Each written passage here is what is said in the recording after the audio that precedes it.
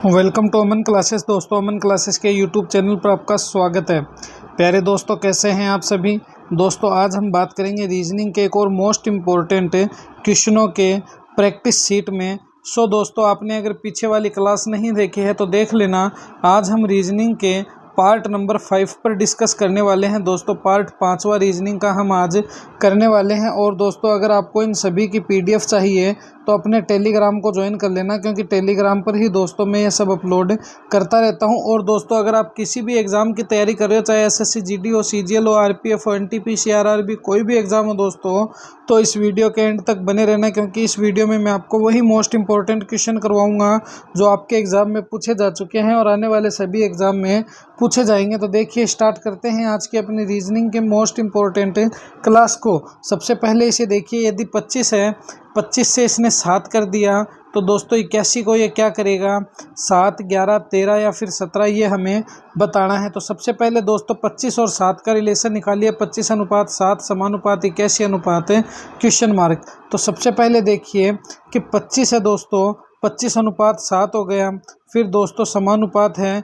81 हो गया, फिर दोस्तों अनुपात है क्वेश्चन मार्क हो गया। तो अब क्या होना चाहिए, तो देखिए 25 से 7 की तरफ चलिए, इसने माइनस कितना कर दिया, तो दोस्तों 25 से 7 की तरफ चलोगे तो माइनस हो गया 18।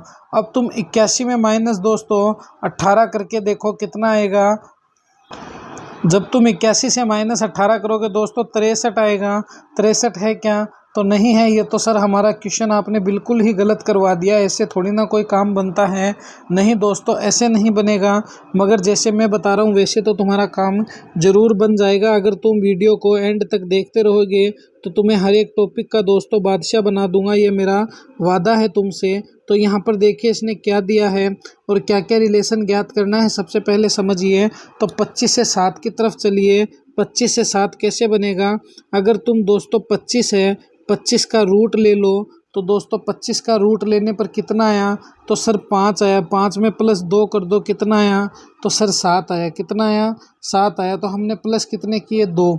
इसी प्रकार दोस्तों 80 है, 80 का तुम रूट लो, 81 का तुम रूट लो, बिल्कुल सर ये लो हमने रूट लिया, तो कितना आया, 9 आया। 9 में प्लस 2 करो, जैसे कि यहाँ पर प्लस 2 है, कितना आया, तो सर 11 आया। 11 ऑप्शन में कहीं है क्या, बिल्कुल सर ऑप्शन बी में दिया हुआ है, तो option B is the correct answer. क्या हो जाएगा, option B is the correct answer. देख लो कितने इजी क्वेश्चन है। रीजनिंग तुम्हारे दिमाग का टेस्ट लेने के लिए ही दोस्तों किसी बनाने वाले ने बनाई है, वरना रीजनिंग बनाने की क्या ज़रूरत थी।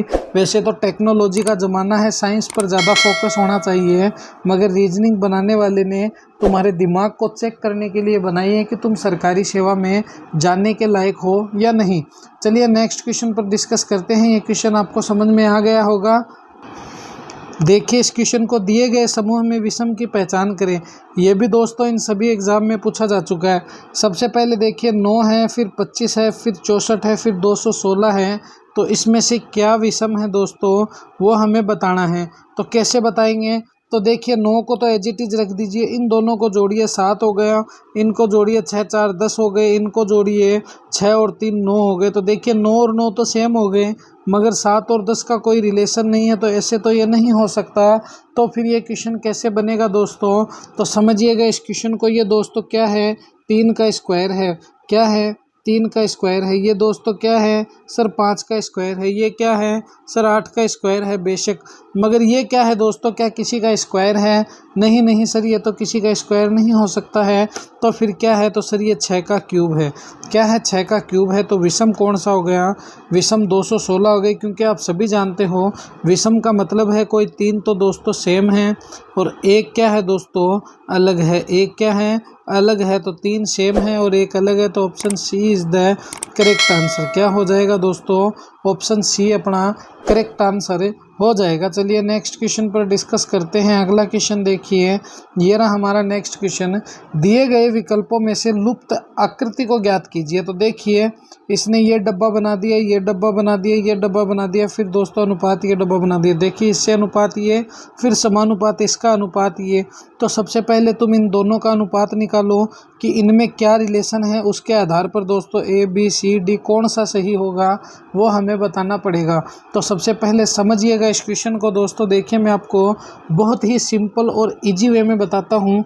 देखिए ये क्या है, त्रिभुज है, ये 3 आकृति है। यहाँ पर इसने क्या कर दिया, तो यहाँ पर तो सर इसने 1 2 3 और 1 4 आकृति कर दी। तो अब देखिए 3 से इसने क्या किया, तो सर +1 करके 4 आकृति कर दी।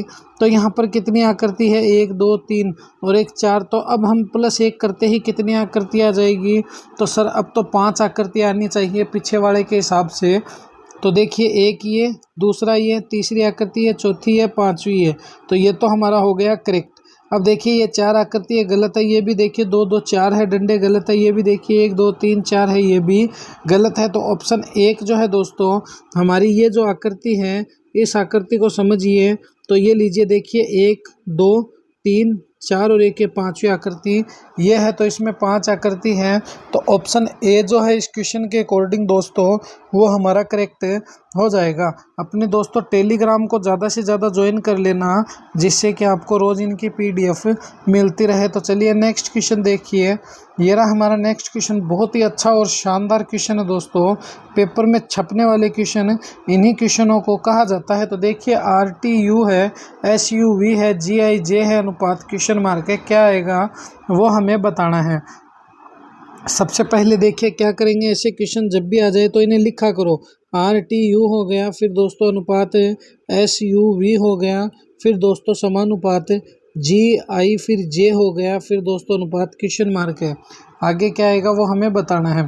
तो R से S की तरफ चलिए, R से S की तरफ गए +1, T से U की तरफ चलिए +1, U से V की तरफ चलिए +1। तो सर ये तो बहुत ही सिंपल है, इसमें तो +1 का रिलेशन दिया गया है। तो देखिए G है, G के बाद क्या आता है, तो सर H आता है। I के बाद क्या आता है, K आता है। GHI फिर क्या आता है I के बाद, तो GHI फिर दोस्तों J आता है, अच्छी बात है। और J के बाद क्या आता है, तो सर J के बाद K आता है। तो देखिए HJK कहाँ है, इसमें नहीं है, इसमें नहीं है, इसमें नहीं है। HJK ऑप्शन ए में है। तो option A is the correct answer. क्या हो जाएगा अपना ऑप्शन 1 जो है दोस्तों वो ऑप्शन ए के अपना करेक्ट आंसर हो जाएगा। बहुत ही दोस्तों रीजनिंग में सिंपल से क्वेश्चन है, बस थोड़ा सा दिमाग लगाओगे तो बहुत ही आसानी से दोस्तों एक क्वेश्चन सॉल्व हो सकते हैं। एक क्वेश्चन समझ में आ गया होगा आपको। चलिए नेक्स्ट क्वेश्चन पर डिस्कस करते हैं। अगला क्वेश्चन देखिए, ये रहा हमारा नेक्स्ट क्वेश्चन। बहुत ही अच्छा क्वेश्चन है दोस्तों, समझिएगा इस क्वेश्चन को कि निम्नांकित आकृति में लड़कों उंडद एवं परिसरमी को प्रदर्शित करता है। तो देखिए एक तो हो गया उदंड को प्लस दोस्तों परिसरमी को कौन प्रदर्शित करता है वो हमें बताना है। तो परिसरमी और उदंड को कौन प्रसिद्ध है दोस्तों प्रदर्शित कर रहा है वो हमें बताना है। तो सबसे पहले यहाँ पर देखिए, ये तो परिसरमी को, उदंडी को और दोस्तों लड़कों को, यहाँ से तो ये तीनों ही गलत हो गए। क्या हो गए, ये तो दोस्तों एक तरफा ही गलत हो गए क्योंकि ये तो तीनों को ही कर रहा है। उसके बाद देखिए ये जो है जी दोस्तों, ये जी किसको कर रहा है, परिसरमी को कर रहा है। तो जी भी क्या हो जाएगा, गलत हो जाएगा। ए देखिए किसको प्रदर्शित कर रहा है, लड़कों को कर रहा है, मगर ये भी गलत हो जाएगा। हमें उदंड और परिसरमी को देखना है। तो यहाँ पर देखिए ये डिब्बा है प्रदर्शित करती है। तो ये डिब्बा है दोस्तों उदंड और परिसरमी का। तो देखिए उदंड हो गया एक तरफ, परिसरमी हो गया। तो ये जो बीच वाला डिब्बा है दोस्तों ये किसको प्रदर्शित कर रहा है, तो यहाँ पर देखिए, तो ये देखिए ये यहाँ हमारा परिसरमी एक तरफ आ गया, उदंड ये आ गया। तो ऑप्शन डी जो है इसके अकॉर्डिंग क्या हो जाएगा, करेक्ट आंसर हो जाएगा। फिर भी दोस्तों अगर क्वेश्चन में कोई गलती है तो मेरे दोस्त कमेंट करके ज़रूर बताना, जिससे कि हमें भी पता चले कि हमारे स्टूडेंट कितने सिंसियर है। चलिए एक और नेक्स्ट क्वेश्चन पर डिस्कस करते हैं। अगला क्वेश्चन देखिए, ये रहा हमारा नेक्स्ट क्वेश्चन। देखिए कितना अच्छा क्वेश्चन है।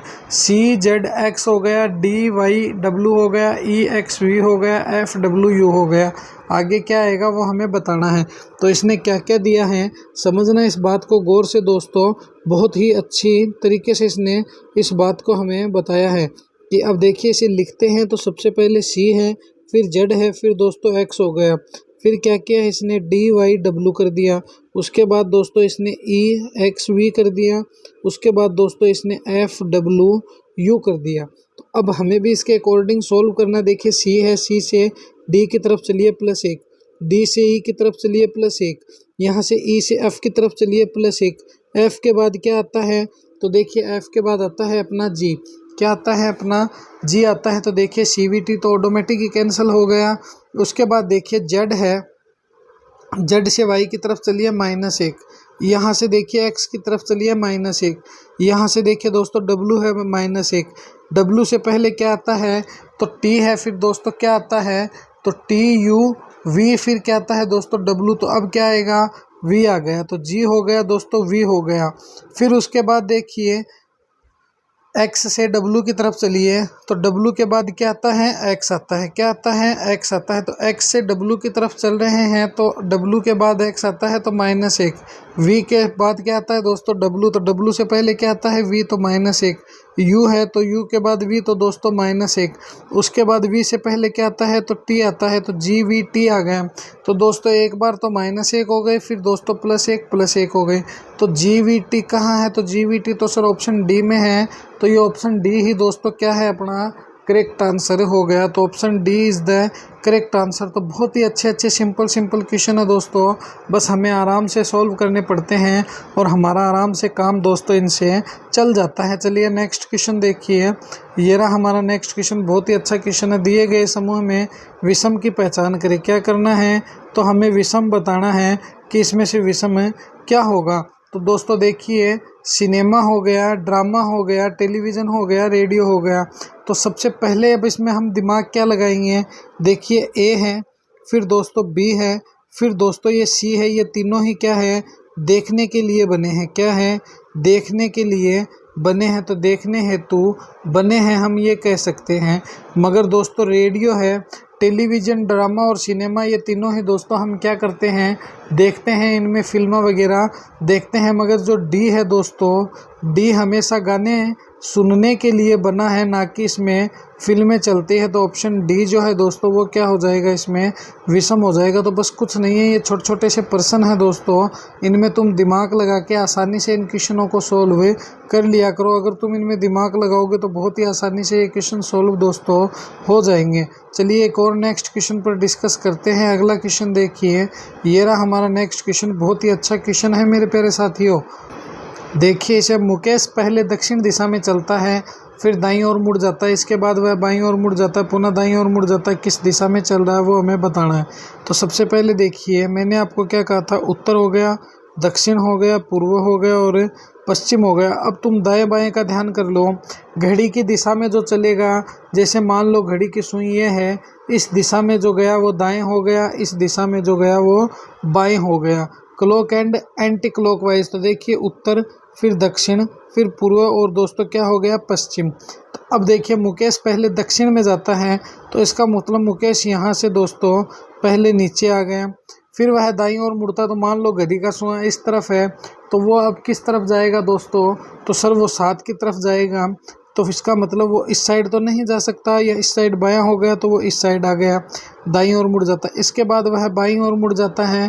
तो अब तुम बताओ, घड़ी का सुई तो ऊपर तरफ जाती है, तो क्लॉकवाइज हो गया, एंटी क्लॉकवाइज नीचे की तरफ आ गया, बाईं ओर मुड़ जाता है, पुनः दाईं ओर मुड़ जाता है। अब नीचे है दोस्तों, नीचे है तो वो देखिए इस साइड जाएगा, पहले तो कहाँ जाएगा, तो वो इस साइड जाएगा। किस ओर हो गया, तो इस साइड गया। तो दोस्तों हमारा क्या हो जाएगा, बाईं ओर हो जाएगा 6-7। मगर दोस्तों हमें तो दाईं ओर मोड़ना है, तो वो इस साइड चला गया। कहाँ चला गया, इस साइड चला गया। तो यहाँ से समझिएगा तुम इस क्वेश्चन को कि वो अब कहाँ जाएगा, तो दोस्तों दाईं ओर मोड़ना है, इसका मतलब घड़ी की दिशा में, तो वो इस साइड गया। इस साइड कौन सी दिशा है, तो सर इस साइड तो पश्चिम दिशा है।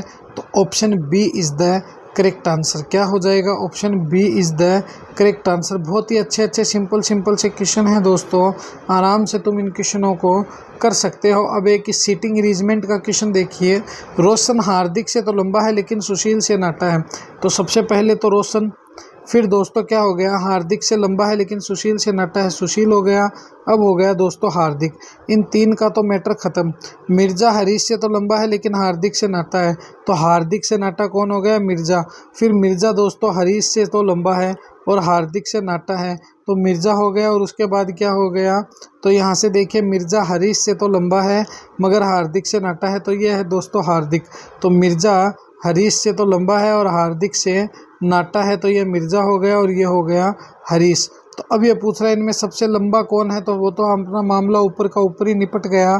आर है, आर कौन है दोस्तों? सर डी है। कौन है? रोशन है। तो option D is the correct answer. तो ये थी दोस्तों आज की अपनी रीजनिंग की मोस्ट इम्पोर्टेंट क्लास। कैसी लगी दोस्तों ये क्लास मुझे कमेंट में ज़रूर बताना। और मेरे प्यारे साथियों, अपने इस परिवार को दबा के लाइक शेयर सब्सक्राइब कर देना और बेल आइकन को प्रेस कर लेना, जिससे कि आपको रोज़ इनका नोटिफिकेशन मिलता रहे। और दोस्तों टेलीग्राम को तो ज्वाइन करना भूलना ही मत, क्योंकि उसी पे तो हमारी रोज़ अपडेट क्लासें चलती रहती हैं। तो मिलेंगे इसी तरह एक और नेक्स्ट वीडियो में। जय हिंद, जय भारत प्यारे साथ।